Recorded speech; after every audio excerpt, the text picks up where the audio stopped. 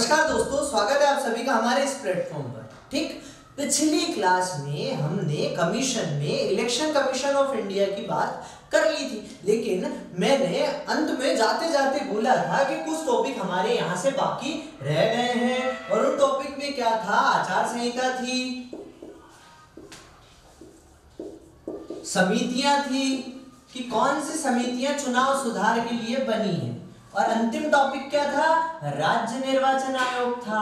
राज्य निर्वाचन आयोग को जैसे ही हम कवर करेंगे, हमारे जो इलेक्शन कमीशन है वो खत्म हो जाएगा। ठीक, तो जो आचार संहिता थी उसकी एक बात तो मैंने आपको बता दी थी, क्या कि ये इलेक्शन खत्म होने तक, जैसे हमारा इलेक्शन कब तक चलता है? शाम को 5 बजे तक। तो इलेक्शन खत्म होने तक रहता है। कब से?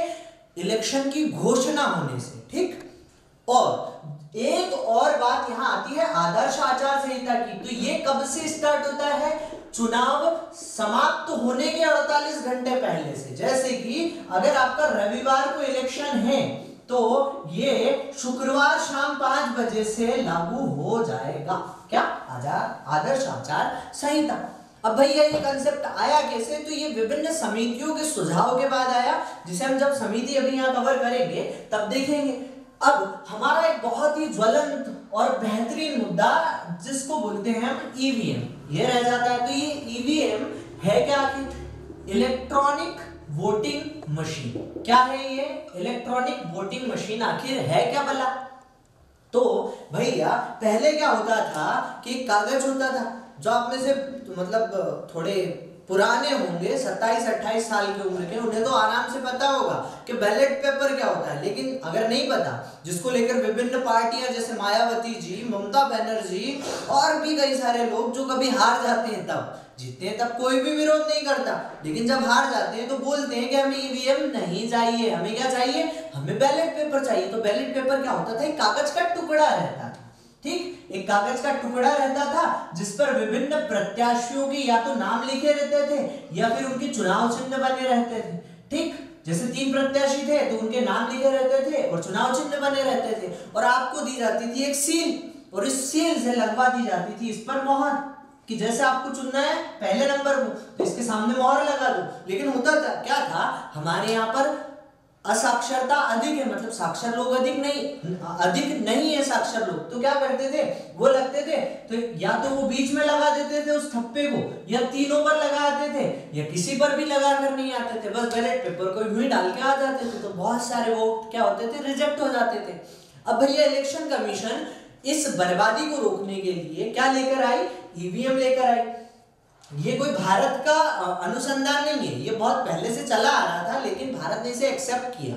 इसमें क्या होता है? एक मशीन होती है जिस मशीन में विभिन्न प्रत्याशियों के सामने एक बटन बना होता है। जैसे ही आप किसी एक बटन को दबाते हैं वो हो जाता है लॉक, उसके बाद आप दूसरे बटन को नहीं दबा सकते। तो एक व्यक्ति केवल एक प्रत्याशी के ऊपर ही चिन्ह लगा पाता है। तो ये ईवीएम है। अब इस ईवीएम को लेकर लगातार विरोध चलता रहता है, लेकिन हमारे लिए ये सब बातें जरूरी नहीं है। हमारे लिए क्या जरूरी है कि इसका प्रयोग सबसे पहले केरल में पारूर विधानसभा क्षेत्र में हुआ था। ठीक, पारूर विधानसभा क्षेत्र में हुआ था, और लोकसभा में सबसे पहले इसका प्रयोग कब हुआ? 2004 में हुआ। बस इतनी बातें अगर आप समझ गए तो आप ईवीएम के बारे में जान गए। ठीक, अब भैया विभिन्न पार्टियों को समस्या होने लगी कि अगर इसको थोड़ा भी माल फंक्शन कर दिया जाए, इसमें चेंज कर दिया जाए, तो अगर हम इस बटन जो बटन कांग्रेस के आगे अगर इसको दबा दें तो भी वोट बीजेपी को जा रहा था, ऐसा उन्हें लग रहा था। तो क्या किया? इलेक्शन कमीशन ने वीवीपैट का यूज किया। किसका यूज किया? वीवीपैट, अर्थात voter verifiable paper audit trail. ठीक, इसमें क्या होता था कि जैसे ही आप ईवीएम में किसी बटन को दबाते थे, किसी की को प्रेस करते थे, तो जिस की को आप प्रेस करते हैं उसके प्रत्याशी का या तो फोटो या नाम एक पर्ची के द्वारा बाहर आता है, और आपको पता लगता है कि जिसको आपने वोट किया है उसी को वोट गया है। ठीक, इतनी बातें आप समझ गए। अब भैया क्या ये जो आपका वीवीपैट है, ये सबसे पहले नॉक्सेन विधानसभा क्षेत्र में नागालैंड में प्रयुक्त हुआ सबसे पहले। और 2019 का जो इलेक्शन था लोकसभा का, वहां पर सबसे पहले लोकसभा में प्रयुक्त हुआ। बस इतनी बातें जान लो, आपका काम हो गया। अब भैया हुआ क्या कि विभिन्न हो क्या रहा था कि इलेक्शन कमीशन वोट वगैरह कंडक्ट तो कर रहा था, मतदान वगैरह कंडक्ट तो कर रहा था, लेकिन लोग वोट डालने नहीं आ रहे थे, लोग घर में पड़े रहते थे। लेकिन जब हमारे संविधान ने हमें वयस्क मताधिकार के आधार पर मतदान का अधिकार दिया है, तो हमें उसको यूज करना चाहिए। तो जो इलेक्शन कमीशन था वो क्या करता है कि जागरूक करने के लिए लोगों को प्रोत्साहित करने के लिए कि वो वोट दें, क्या करता है, विभिन्न प्रोग्राम चलाता है। जैसे आपने कई बार आपकी वॉल्स पर यानी कि दीवारों पर कई पोस्टर देखे होंगे या कुछ होर्डिंग्स देखे होंगे या फिर वो लिख कर जाते हैं वो देखे होंगे, जहां वो क्या बोलते हैं कि मतदान जरूरी है, या फिर बहुत सारे विभिन्न प्रकार के कैंपेन यहाँ चलते हैं, नुक्कड़ नाटक वगैरह कंडक्ट होते हैं। ये सब किस लिए होते हैं? ताकि आप अधिक से अधिक मतदान करें। पेपर्स में आता है कि आपको मतदान जरूर करना चाहिए। और इलेक्शन कमीशन ने एक स्वीप नाम का प्रोग्राम भी इसलिए चलाया है ताकि आप अधिक से अधिक मतदान करें। ठीक, तो ईवीएम से रिलेटेड और विभिन्न प्रोग्राम से रिलेटेड छोटी मोटी बात हमने कर ली।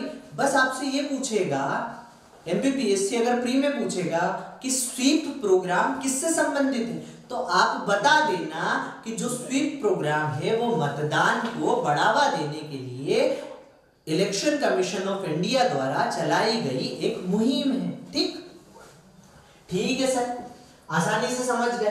अब हम बात करते हैं विभिन्न समितियों की। अब दूसरा पॉइंट, समितियां। भैया हुआ क्या कि हमारे यहाँ चुनाव आयोग तो बना दिया, लेकिन इसमें कोई भी प्रोसेस है तो उसमें धीरे धीरे कुछ कमियां निकल कर आती है। तो क्या हुआ कि सरकार जब विभिन्न समय में चुनाव आयोग में कुछ कमियां थी तो उन कमियों को दूर करने के लिए विभिन्न समितियां बनाती है, और उन समितियों की बात हम करते हैं। अच्छा, ये करना क्यों जरूरी है?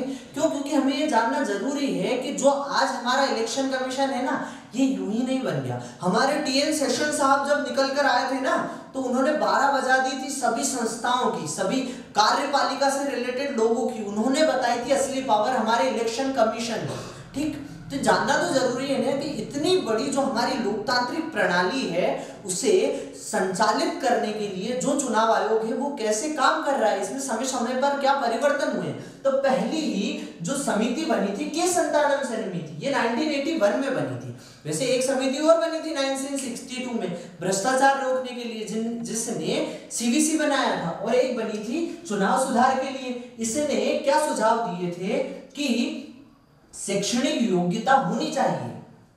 भैया अभी पिछले कुछ समय में 2018-19 में राजस्थान ने क्या किया कि उनके यहाँ पर जो प्रत्याशी इलेक्शन लड़ रहे थे, जो चुनाव लड़ रहे थे, उनको चुनाव लड़ने के लिए एक शैक्षणिक योग्यता होनी चाहिए कि या तो वो 8वीं पास हो या 5वीं पास। अब बहुत सारे प्रत्याशियों ने इसका विरोध कर दिया। क्यों? क्योंकि वो तो अनपढ़ थे, लेकिन उनकी सामाजिक पकड़ बहुत अच्छी थी, उन्होंने लोगों के लिए बहुत काम किया था। तो हमारे जो संतानम साहब थे, इन्होंने भी शैक्षणिक योग्यता के बारे में बोला, लेकिन ये अभी तक लागू नहीं हुआ है। क्यों? क्योंकि विभिन्न लोग इसका समय समय पर विरोध करते रहते हैं, और हमारे अधिकतर नेता अनपढ़ हैं, बाकी आप समझदार हैं। ठीक, दूसरा, चुनाव पर्यवेक्षण होना चाहिए। ठीक, मतलब एक व्यक्ति चुनाव का पर्यवेक्षण तो करना चाहिए कि कहां पर घपला हो रहा है, कहां पर क्या हो रहा है। तो ये सुझाव किसने दिए थे? के संतानम साहब ने दिए थे।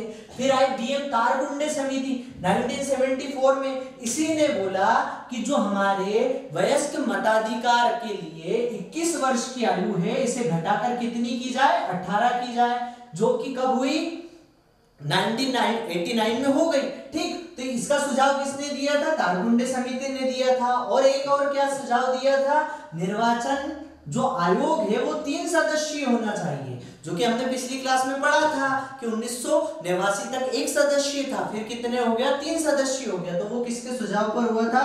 भीम तारकुंडे समिति के सुझाव पर। फिर है दिनेश गोस्वामी समिति, जिसके बारे में यूपीएससी ने 2015 या 16 में प्रश्न भी सीधे सीधे पूछा था कि दिनेश गोस्वामी समिति किससे संबंधित है, तो ये चुनाव सुधार से संबंधित है। इसने क्या क्या सुझाव दिए कि दल बदल कानून में संशोधन होना चाहिए। क्या क्या संशोधन इसने बताए थे कि जो दल बदल कानून है, हम जब पॉलिटी पढ़ेंगे ना विस्तार से तब दल बदल कानून की बात भी करेंगे, उसमें संबंधित उससे संबंधित प्रावधानों की बात भी करेंगे। लेकिन अभी क्या जरूरी है, इस समिति के बारे में जानना। तो इसने बोला था कि अध्यक्ष के पास सारी की सारी पावर होती है दल बदल से संबंधित, ये सारी पावर उसके पास नहीं होनी चाहिए। या तो न्यायिक समीक्षा होनी चाहिए उसकी जो पावर है उनकी, या और कोई एक समिति बननी चाहिए जो दल बदल से संबंधित निर्णय ले। तो ये सुझाव किसने दिया था? दिनेश गोस्वामी साहब ने दिया था। आज के टाइम जो वोटर आईडी लेके आप घूमते फिरते हो बड़े अकड़ में, उसका सुझाव भी किसने दिया था? दिनेश गोस्वामी साहब ने दिया था। क्यों? क्योंकि उससे पहले ये हो रहा था कि बहुत सारे लोग फर्जी तौर पर मतदान कर जाते थे। वोटर आईडी आने के बाद उस फर्जी मतदान में बहुत हद तक कमी आई है। दूसरा, 2 से अधिक सीट से एक प्रत्याशी चुनाव नहीं लड़ सकता। ये सुझाव भी किसने दिया था? दिनेश गोस्वामी साहब ने दिया था। इससे पहले क्या हो रहा था, जैसे कोई भी बड़ा नेता था वो 4-5 सीट से चुनाव लड़ लेता था, जब उसे ये डर रहता था कि मैं यहां से भी हार सकता हूं, यहां से भी, तो उन 5 सीटों में से कहीं ना कहीं तो वो जीत ही जाता था।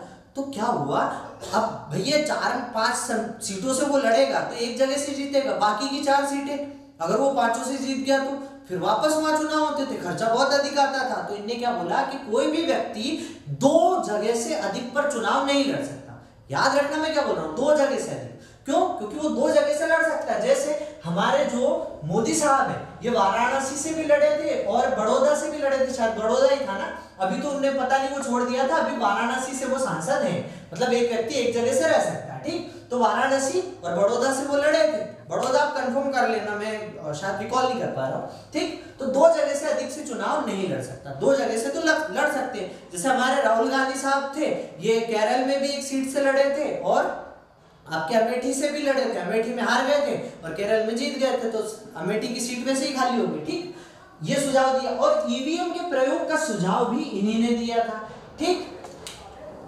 ये 4-5 सुझाव दिनेश गोस्वामी साहब ने दिए थे। ये सबसे मेन समिति होगी। उसके बाद आती है इंद्रजीत गुप्ता समिति 1998 में। ये बोलते हैं कि पॉलिटिकल फंडिंग, अभी हाल फिलहाल में आपने देखा होगा कि जो पॉलिटिकल फंडिंग है उसे लीगलाइज करने के लिए एसबीआई को इन्वॉल्व किया गया है, ठीक। तो इसका सुझाव भी किसने दिया था?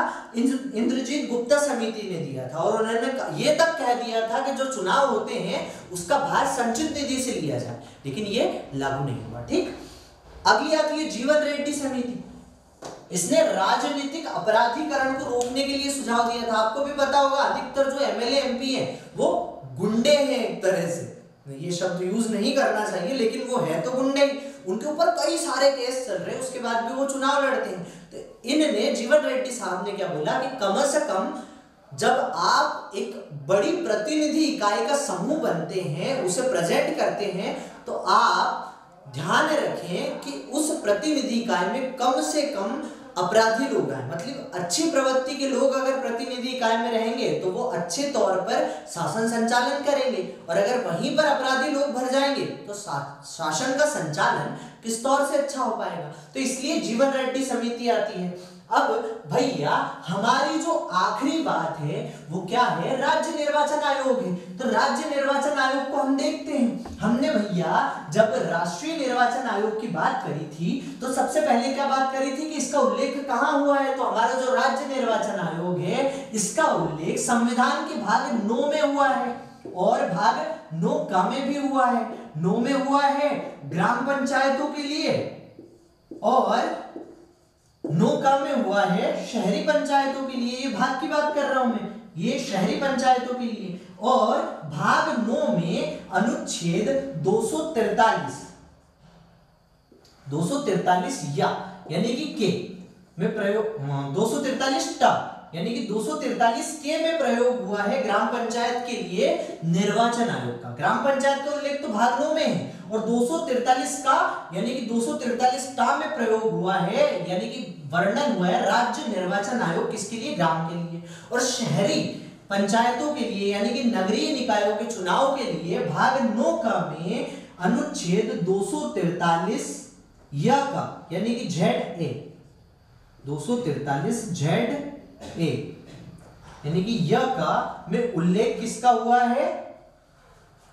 राज्य निर्वाचन आयोग का। ठीक, अब भैया जो दो बड़ी बड़ी बातें थी वो हम यहां से समझ गए यार। दो सबसे महत्वपूर्ण बातें तो हमने यहां से देख ली। कौन कौन सी? कि हमारा जो राज्य निर्वाचन आयोग है वो दो अनुच्छेदों में बताया गया है, 243 ट और 243 य कम है। ठीक, ग्राम के लिए 243 क और के, और 243 ZA में किसके लिए? शहरी यानी कि नगरीय पंचायतों के लिए। अब भैया ये राज्य निर्वाचन आयोग आखिर है क्या भला? इसमें कितने सदस्य होते हैं? इसकी संरचना की बात करते हैं तो इसमें होते हैं एक सदस्य केवल।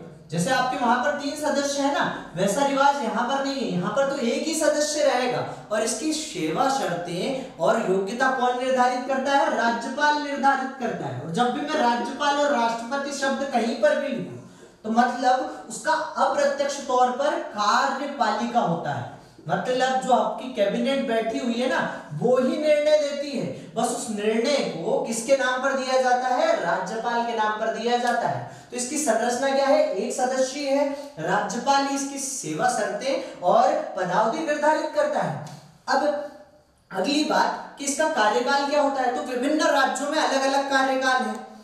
मध्य प्रदेश में क्या कार्यकाल है? तो 6 वर्ष, और जो यहाँ पर ये 65 वर्ष है, ये क्वेश्चन मार्क आप मानिए। 6 वर्ष तो फिक्स है कि ये 6 साल कार्यकाल होता है, लेकिन 65 वर्ष क्वेश्चन मार्क है। क्यों? क्योंकि मैंने 3-4 जगह ये देखा है कि कहीं पे 66 वर्ष लिखा है और कहीं पे 62 वर्ष लिखा है। तो आप इसको अभी कंफर्म मत मानना, अगर ये कहीं से मुझे पता लगता है। वैसे तो मैंने बहुत बार इसे सर्च किया है लेकिन ये अभी तक नहीं मिला है। तो 6 वर्ष तो कंफर्म है कि ये कार्यकाल कितना है मध्य प्रदेश में निर्वाचन आयोग का? 6 वर्ष है, लेकिन 65 वर्ष यहां पर फिक्स नहीं है। अब इसके कार्य क्या क्या होते हैं? तो भैया लोकसभा, विधानसभा, राष्ट्रपति, उपराष्ट्रपति, इनके चुनाव तो कौन कंडक्ट कराता है? वो ऊपर वाला, यानी कि इंडिया का इलेक्शन कमीशन ऑफ इंडिया। अब जो बच रहे मतलब गांव के चुनाव, जैसे आपके सरपंच चुने जाते हैं, जनपद अध्यक्ष, जिला पंचायत अध्यक्ष, ये आपने सुना होगा अगर आप इलेक्शन में रहे होंगे तो ये। उसके अलावा आपके नगरीय पंचायत में आपने देखा होगा नगर पालिका अध्यक्ष, नगर निगम अध्यक्ष, मेयर या पार्षद, ये सब कौन, इनके चुनाव कौन करवाता है? आपका स्टेट इलेक्शन कमीशन करवाता है। इसके अलावा निर्वाचक मतावली, जो भी काम हमारा इलेक्शन कमीशन ऑफ इंडिया करता था विभिन्न इलेक्शंस के लिए, वही काम गांव और नगरों के इलेक्शन के लिए कौन करता है? मध्य प्रदेश राज्य निर्वाचन आयोग। ठीक, ये छोटी छोटी बातें यहां से क्या हो गई? आपकी कवर हो गई। अब भैया इसको हटाते कैसे हैं? तो वही प्रोसेस रहेगी, बस कुछ चीजें चेंज होगी। अच्छा, यहां पर भी एक बात है, जैसे वहां पर हमने क्या देखा था कि जो इलेक्शन कमीशन ऑफ इंडिया है और जो अन्य 2 इलेक्शन कमीशन है, उनकी जो सेवा शर्तें हैं, उनका वेतन है, उनको हटाने की प्रक्रिया है, वो सब किसके तरह है? सुप्रीम कोर्ट के जज की तरह। यहां पर बस इतना परिवर्तन है कि जो राज्य के निर्वाचन आयुक्त होते हैं उनको हटाने की प्रक्रिया हाई कोर्ट के जज के समान होती है। इनकी वेतन, पदावधि नहीं, इनका वेतन वगैरह ये सब किसकी तरह होते हैं? हाई कोर्ट के जज के समान। लेकिन सर हमें तो ये पता है कि जो सुप्रीम कोर्ट का जज है और जो हाई कोर्ट का जज है, दोनों को हटाने की प्रक्रिया सेम होती है। अब ये प्रक्रिया क्या होती है कि भैया जैसे किसी जज के ऊपर साबित कदाचार या असक्षमता के आधार पर आरोप लगते हैं। साबित कदाचार मतलब उन्होंने कोई जुर्म कर दिया, उन्होंने अपने पद का दुरुपयोग किया, और असक्षमता मतलब या तो वो दिवालिया हो गए, या वो विकलांग हो गए, या मानसिक रूप से असक्षम हो गए। तो साबित कदाचार और असक्षमता के आधार पर इन जजों के ऊपर लोकसभा या राज्यसभा, लोकसभा में 100 लोग और राज्यसभा में 50 लोग एक विधान लेकर आते हैं। जब इसे अध्यक्ष की स्वीकृति मिल जाती है तो अध्यक्ष क्या करता है? एक 3 सदस्यीय समिति बनाता है। इनके ऊपर लगे हुए आरोपों की जांच करने के लिए 3 सदस्यीय जांच समिति बिठाता है। इस जांच समिति में सुप्रीम कोर्ट का एक जज, हाई कोर्ट का मुख्य न्यायाधीश और एक जो न्यायिक मामले हैं उनसे संबंधित एक विशेषज्ञ होता है। ये जब जांच में पाते हैं कि ये व्यक्ति सच में कदाचार का दोषी है या असक्षम है, तो ये अपनी रिपोर्ट किसको सौंपते हैं? लोकसभा या राज्यसभा को सौंपते हैं। जहां पर इस जज के खिलाफ अगर 2/3 मेजोरिटी से, 2/3 मेजोरिटी मतलब जितने लोग वहां पर मतदान करेंगे उनमें से 2/3 लोग अगर उसके खिलाफ वोट कर देते हैं कि इसको हटाया जाना चाहिए, तो राष्ट्रपति, यहां पर यह शब्द याद रखना बहुत जरूरी है, निर्वाचन आयोग के मामले में जो राष्ट्रीय निर्वाचन आयोग है उसके मामले में राष्ट्रपति और राज्य निर्वाचन आयोग के मामले में राज्यपाल उस व्यक्ति को उसके पद से बर्खास्त कर देते हैं। ठीक, ये क्या हो गया? उसका रिमूवल प्रोसेस हो गया। और वेतन वगैरह ये सब हाईकोर्ट के जज के समान रहेंगे। तो ये छोटी छोटी बातें आप समझ गए। अब कुछ फैक्ट की बात करते हैं कि हमारा जो मध्य प्रदेश निर्वाचन आयोग है ये आखिर कब बना। तो आपको क्या पता है कि जो भाग 9 और भाग 9 का है ये किस संविधान संशोधन के तहत जुड़े हैं? 73वें और 74वें संविधान संशोधन के तहत भाग 9 अर्थात आर्टिकल 243 के अर्थात ग्राम पंचायतों के लिए चुनाव आयोग जुड़ा है। और भाग 9 के तहत 243 ZA में प्रावधान किया है नगरीय निकाय के लिए राज्य निर्वाचन आयोग। ये अलग अलग संस्था नहीं, एक ही संस्था है, बस चुनाव इन दोनों के करवाती है। तो दोनों के यहाँ पर प्रावधान किए गए। ठीक, तो ये प्रावधान हमारे 73वें और 74वें संविधान संशोधन के द्वारा जोड़े गए। 1992 में ये संशोधन आए थे। तो इसके बाद मध्य प्रदेश में 1 फरवरी 1994 को एक अधिनियम आया जिसमें राज्य निर्वाचन आयोग के गठन की बात की गई और 15 फरवरी 1994 को एनबी लोहानी साहब मध्य प्रदेश के प्रथम निर्वाचन आयुक्त नियुक्त हुए। ठीक, कौन नियुक्त हुए? एनबी लोहानी साहब मध्य प्रदेश के प्रथम निर्वाचन आयुक्त नियुक्त हुए। और अभी वर्तमान में अगर आपसे कोई पूछे कि मध्य प्रदेश का निर्वाचन आयुक्त कौन है, तो आप क्या लिखोगे? वसंत प्रताप सिंह। क्या लिखोगे? वसंत प्रताप सिंह। और ये 6ठे नंबर के, मतलब इनसे पहले 5 लोग बन चुके हैं, ये 6ठे नंबर के हैं। और ये 2019 में इन्होंने कार्यकाल संभाला है, मतलब ये 2025 तक तो काम करेंगे। मतलब जब तक आप आपकी एग्जाम देते रहोगे तब तक तो आपको इस फैक्ट को रिवाइज करने की जरूरत नहीं पड़ेगी। जब तक इसमें कुछ मतलब कोई घटना घटित ना हो जाए, अनचाही घटना, तब तक तो 2025 तक तो आपके वसंत प्रताप सिंह रहेंगे। ठीक, ये फैक्ट हो गया। अब भैया इसका एक सचिवालय भी है, राज्य निर्वाचन आयोग का एक सचिवालय भी है। ये सचिवालय काम करता है भोपाल में। ठीक, कहां काम करता है? भोपाल में काम करता है। इसके विभिन्न सचिव भी रहते हैं। और अगर आपसे कोई पूछे कि वर्तमान में इसका सचिव कौन है, तो आप क्या लिखोगे? दुर्ग विजय सिंह। क्या लिखोगे? दुर्ग विजय सिंह। और अगर उसने पूछ लिया कि पहले कौन थे, क्या पूछ लिया कि पहले कौन थे, तो आप क्या लिखोगे? प्रकाश चंद्र। क्या लिखोगे? प्रकाश चंद्र। ठीक, दुर्ग विजय साहब वर्तमान में मध्य प्रदेश निर्वाचन आयोग के सचिव हैं। और प्रथम कौन थे? प्रकाश चंद्र। अच्छा, इसमें तो कोई महिला नहीं बनी है, ना तो एनबी लोहानी साहब महिला थे, ना वसंत प्रताप सिंह महिला थे, और ना जो बीच में आए वो भी महिला नहीं थी। मतलब अभी तक मध्य प्रदेश में कोई भी महिला निर्वाचन आयुक्त नहीं बनी है, लेकिन सचिव जरूर बनी है। और वो कौन थी? विजया श्रीवास्तव मैडम थी। ठीक, विजया श्रीवास्तव मैम भारत मध्य प्रदेश की निर्वाचन सचिव रह चुकी है। ठीक, इतने फैक्ट आपके लिए बहुत इनफ हो गए। ठीक, आगे की जब हमारी क्लास होगी तो हम यूपीएससी और एमपीपीएससी के बारे में पढ़ेंगे। उससे पहले आप कोशिश कीजिए कि जो हमने पढ़ा है उससे रिलेटेड अगर आपको कहीं पर प्रश्न या उत्तर मिल जाते हैं तो उनको लगाइए और अपनी एग्जाम को इतना अच्छा कर लीजिए, अपनी तैयारी को इतना अच्छा कर लीजिए कि इससे रिलेटेड कोई भी प्रश्न आपका बाहर नहीं जाना चाहिए। ठीक, धन्यवाद।